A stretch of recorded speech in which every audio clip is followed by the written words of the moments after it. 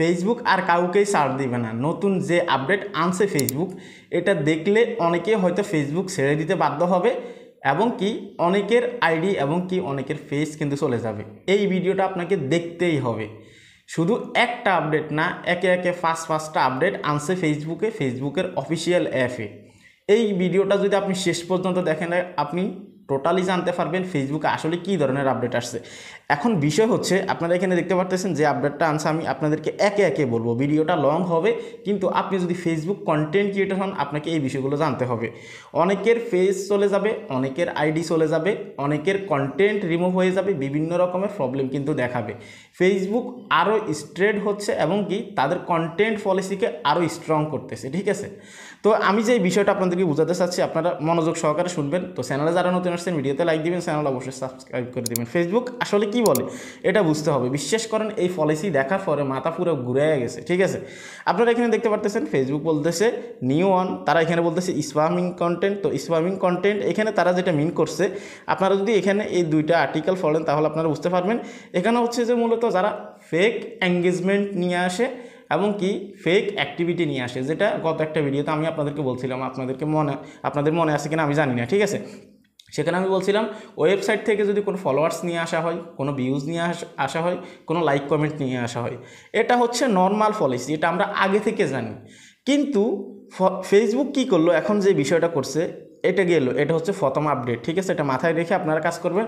Authentic যে watch time আছে সেটা নিয়ে আসবেন, যে ভিউজ আছে সেটা নিয়ে আসবেন, অথেন্টিক এঙ্গেজমেন্ট আপনারা নিয়ে আসবেন, ঠিক আছে। এটা হচ্ছে প্রথম আপডেট। সেকেন্ডে আসে, এখানে আপনারা দেখতে পারতেছেন স্প্যামিং কন্টেন্ট। আপনারা যদি এখানে দেখেন তারা কি বোঝাতে চাচ্ছে, আপনারা মনোযোগ সহকারে শুনবেন। আমি জানি অসংখ্য কন্টেন্ট ক্রিয়েটর আছেন, আপনারা এইভাবে কাজ করেন।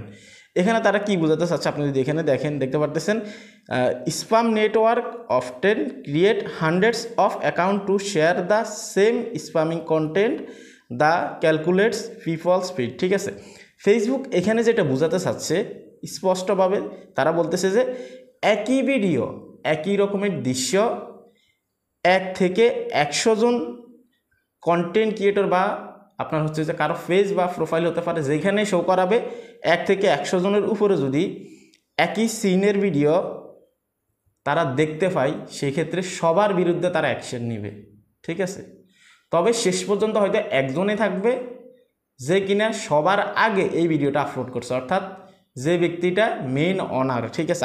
আমরা সবাই জানি ফেসবুকে আমরা প্রতিনিয়ত এভাবেই কাজ করে যাচ্ছি। ট্রেন্ড যে বিষয়টা সেটা নিয়ে আমরা কাজ করি, যেখানে যে ভিডিওটা ভাইরাল হয় সেটা নিয়ে আমরা কাজ করি। তাহলে একের অধিক ফেজে যখন একটা ভিডিও বা একই সিনারির একই দৃশ্যের একটা ভিডিও থাকবে, সেক্ষেত্রে তারা অটোমেটিক্যালি এটাকে কিন্তু ডিকটেট করবে। তারা আপনার হচ্ছে যে একটা সংখ্যা দিয়ে দিছে, 100 জনের উপরে গেলে তারা এই বিষয়টা ডিটেক্ট করবে, ঠিক আছে। তো 100 জন তো এমনিতেই হয়ে যায়, ভাইরাল কোনো টপিক আসলে কিন্তু অনেকেই ভিডিও তৈরি করে, সেখানে আমরা ভিডিও ক্লিপ অ্যাড করে দিই, অনেকে আবার ডুইট ভিডিও করে দিই, ঠিক আছে। তো সেক্ষেত্রে আপনি যে এই ভিডিওটা ইউজ করতেছেন, আপনার আগে কতজন ইউজ করছে আপনি কি জানেন? আপনার কোনো ধারণা নেই এটা নিয়ে। আপনি যে ভিডিওটা ইউজ করতেছেন, আপনার আগে হতে পারে 200 জন ইউজ করছে, 500 জন ইউজ করছে, 1000 ক্রিয়েটর ইউজ করছে, এমনও হতে পারে, ঠিক আছে। তো সেজন্য আমি আপনাদেরকে অলওয়েজ যে কথাটা বলি সেটা হচ্ছে যে আপনারা অরিজিনাল কন্টেন্ট আপলোড করবেন, অরিজিনালের কোনো বিকল্প নেই, ঠিক আছে। আমি সবসময় কিন্তু আপনাদেরকে এই কথা বলি, আপনাদের মনে আছে কিনা আমি জানি না। তো এখানে আমরা যেটা বুঝতে পারলাম, একই সিনারির বা একই রকমের ভিডিও যদি তারা 100টা পেজ বা 100টা প্রোফাইল, মানে ফেজ হোক বা প্রোফাইল হোক, কাউন্ট করে যখন 100টার বেশি হয়ে যাবে, তখন কিন্তু তারা অ্যাকশন নিতে বাধ্য হবে, ঠিক আছে। স্প্যামিং ধরবে এবং কি তারা এখানে বলছে ইনএলিজিবল ফর মনিটাইজেশন, ঠিক আছে। অর্থাৎ ওই ভিডিওটা মনিটাইজেশনের জন্য এলিজিবল হবে না। আর পলিসি তো আছে, ওটা তো মাগনা দিয়ে দিবে আপনাকে, সমস্যা নেই, ঠিক আছে। এটা হচ্ছে সেকেন্ড আপডেট, ঠিক আছে। এখানে যদি আসেন দেখতে পাচ্ছেন স্প্যামিং ক্যাপশন। আমরা অনেকেই জানি বর্তমানে ফেসবুকে যে বিষয়টা হচ্ছে, আমাদের ভিডিওটা হচ্ছে এক রিলেটেড, আমরা টাইটেল এবং কি ক্যাপশন ইউজ করি অন্য রিলেটেড। এখানে তারা আকৃতি দিয়ে বুঝিয়ে দিছে যে আপনি এখানে খাবারের ভিডিও পোস্ট করলেন অথবা ফটো পোস্ট করলেন, কিন্তু আপনি এখানে দিয়ে দিচ্ছেন অন্য রকমের একটা টাইটেল, আপনি দিয়ে দিচ্ছেন BMW, আপনি দিয়ে দিচ্ছেন মার্সিডিস। এবং কি শুধু তাই না, তারা এখানে কি মিন করছে, আপনারা যদি এখানে দেখেন দেখতে পারতেছেন হ্যাশট্যাগ, ঠিক আছে। এই যে এখানে যদি দেখেন তারা হ্যাশট্যাগও এখানে মেনশন করছে, যে অনেকেই কিন্তু অতিরিক্ত হ্যাশট্যাগ ইউজ করে। এবং কি সেগুলো তাদের রিলেটেডের বাইরে, অর্থাৎ যে বিষয়ে সেই ভিডিও তৈরি করছে সেই বিষয়ে হ্যাশট্যাগ না দিয়ে অন্য কোনো রিলেটেড অন্য কোনো বিষয়ে সেই হ্যাশট্যাগ দিয়ে দিচ্ছে। তাহলে বিষয়টা কেমন হয়ে গেল না? সেই জন্যে ফেসবুক এখনই অ্যাকশন নিচ্ছে। হ্যাশট্যাগ যারা অতিরিক্ত ইউজ করেন এবং কি আপনার ক্যাটাগরির বাইরে আপনি ইউজ করেন, সেক্ষেত্রে এগুলো বাদ দিয়ে দিন। ধরে নিন আপনি ভিডিও আপলোড করলেন খাবার রিলেটেড, এখানে যেটা দিছে খাবার রিলেটেড, আপনি যেটা তৈরি করছেন সেই রিলেটেড আপনি দিয়ে দিবেন। আপনি যদি দিয়ে দেন BMW, ব্লগার, তারপর হচ্ছে যে ভাইরাল বা বিভিন্ন রকমের আপনার রিলেটেডের বাইরে যেগুলো আছে সেগুলো আপনি দিয়ে দেন, এগুলো দিলে আপনার প্রবলেম হবে। এটার জন্যে তারা কড়াভাবে লড়ছে। আপনারা সবাই জানেন যে ফেসবুকে বর্তমানে BMW নামের একটা পোস্ট কিন্তু সবথেকে বেশি ভাইরাল হয় এবং কি এত পরিমাণে রিচ পায়, সেজন্য কিন্তু তারা এগুলোর অ্যাকশন নিচ্ছে। ঠিক আছে, 3 নাম্বার আপডেট এখানে যদি আপনারা আসেন, তারা এখানে বলছে কমেন্ট ফিডব্যাক। এখানে যদি আপনারা দেখেন কমেন্ট ফিডব্যাক কি, আপনারা সবাই জানেন যে কমেন্ট যে এখানে করে, দেখতে পাচ্ছেন আপনারা এখানে কমেন্ট যারা করে তারা যারা ফেক আইডি, ঠিক আছে, অর্থাৎ ফেক আইডি বা ফেক প্রোফাইল বা ফেক পেজ থেকে অনেকেই কিন্তু এখানে কমেন্ট করে। তো সেক্ষেত্রে এখানে যে কমেন্টগুলো করা হয় এগুলো যদি রিলেভেন্ট না হয়, আপনারা যদি এখানে দেখেন এখানে পড়েন তাহলে আপনারা বুঝতে পারবেন। এই যে দেখতে পাচ্ছেন এই যে এখানে তারা স্পষ্ট বলে দিছে যদি রিলেভেন্ট না হয়, অর্থাৎ আপনার পোস্টের সাথে যদি আপনার আপনার কমেন্ট যদি না মিলে, অর্থাৎ আপনার অনেক হ্যাটার্স থাকতে পারে, আপনি যে কোনো একটা ভিডিও আপলোড করলেন, ঠিক আছে, আপলোড করার পর আপনার হ্যাটার্স যারা আছে তারা আপনাকে এসে কমেন্ট করলো, বাজে কমেন্ট করলো অথবা অন্য রিলেটেড কমেন্ট করলো। আপনি ভিডিও আপলোড করছেন হচ্ছে যে আপনার খাবার রিলেটেড, তারা কমেন্ট করছে হচ্ছে যে রাজনৈতিক রিলেটেড, সেক্ষেত্রে তাদেরকে কিন্তু এখানে স্প্যামে ধরবে এবং কি তাদের যে অ্যাকাউন্ট আছে এগুলোকে তারা ডিটেক্ট করবে ফেসবুক থেকে। ঠিক আছে, ডিটেক্ট করে কি করবে সেটা সামনে দেখেন।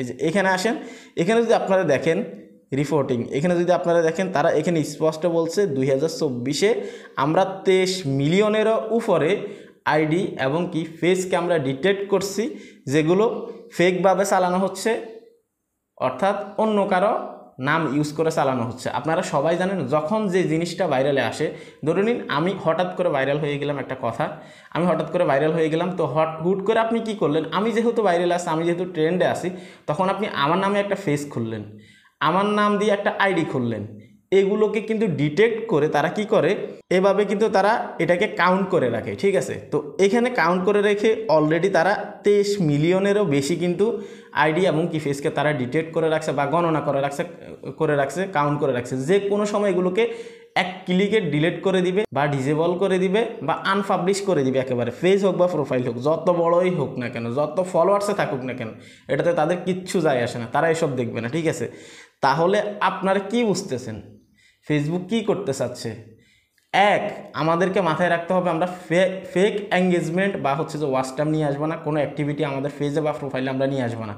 দুই হচ্ছে যে স্প্যামিং কন্টেন্ট, আমরা কোনো স্প্যামিং কন্টেন্ট আপলোড করবো না। যদি আমরা এগুলো করে থাকি তাহলে তারা রিচ ডাউন করে দিবে, লিমিটেশনের ভিতরে রেখে এই ভিডিওতে রিচ দিবে বা ইমপ্রেশন দিবে। ঠিক আছে, তো সেই ক্ষেত্রে আমরা স্প্যামিং কন্টেন্ট আপলোড করবো না। যে ভিডিওগুলো ভাইরাল হয় সেগুলো কিন্তু একের অধিক পেজে কিন্তু থাকে, সেক্ষেত্রে আমরা ওই ভিডিওগুলোকে ইউজ করবো না।